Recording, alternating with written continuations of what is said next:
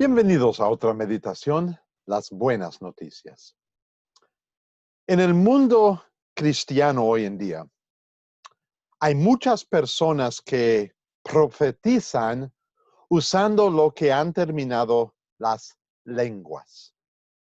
Esto viene porque en Hechos capítulo 2, cuando sucedió el primer domingo de Pentecostés, aparecieron encima de los apóstoles lenguas de fuego. Fue la presencia visible del Espíritu Santo.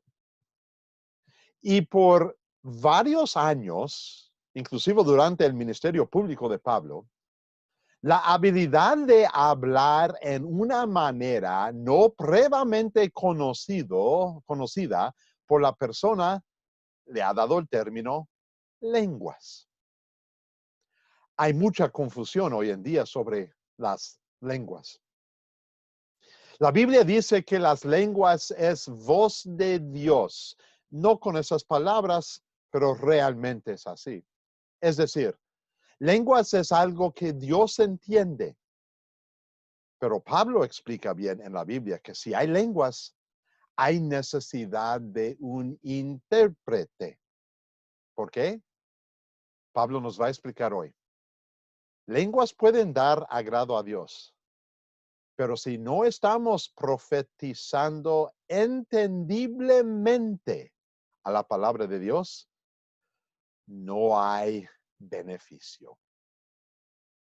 ¿Por qué tomar una pastilla para tu dieta si no te ayuda?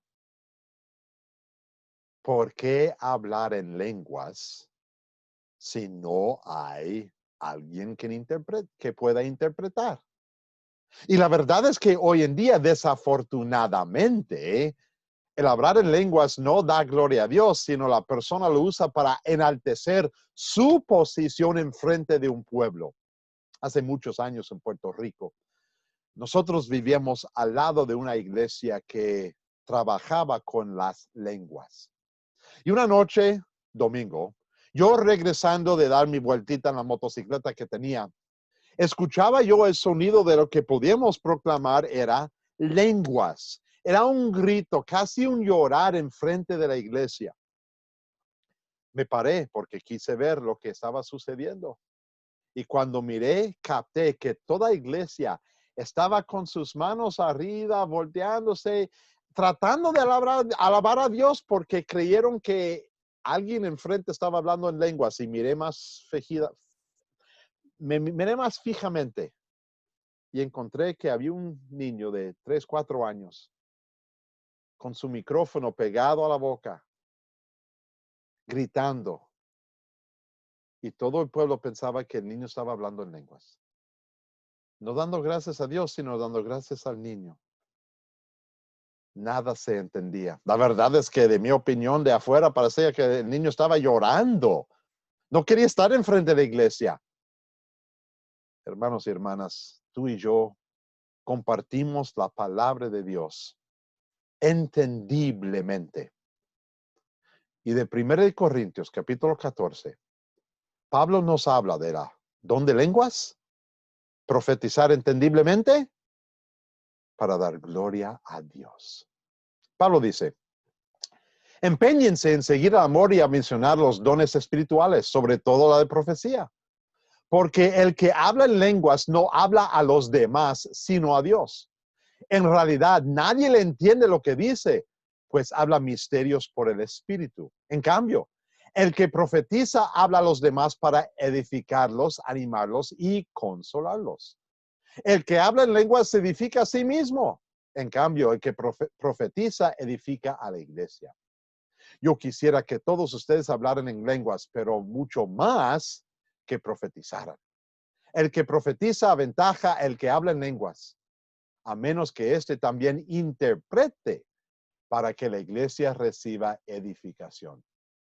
Hermanos, si ahora fuera a visitarlos y les hablara en lenguas, ¿de qué les serviría?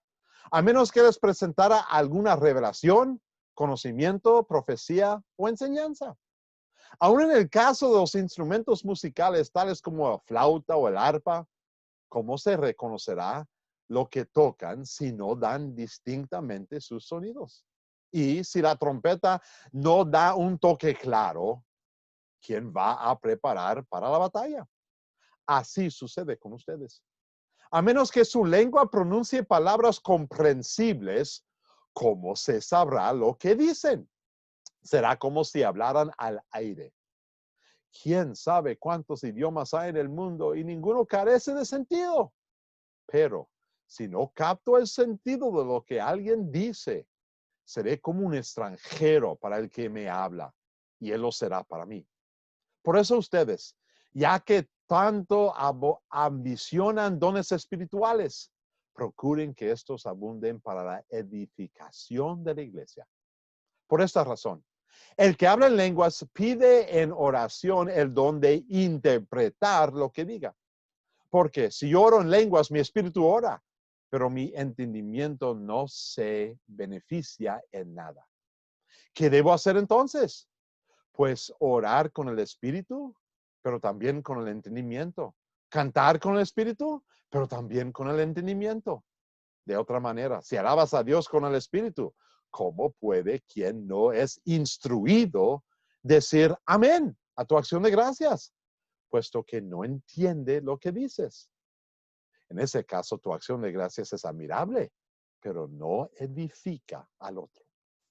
Doy gracias a Dios porque hablo en lenguas más que todos ustedes. Sin embargo, en la iglesia prefiero emplear 5 palabras comprensibles y que me sirven para instruir a los demás que 10,000 palabras en lenguas. Hermanos y hermanas, esta es palabra de Dios.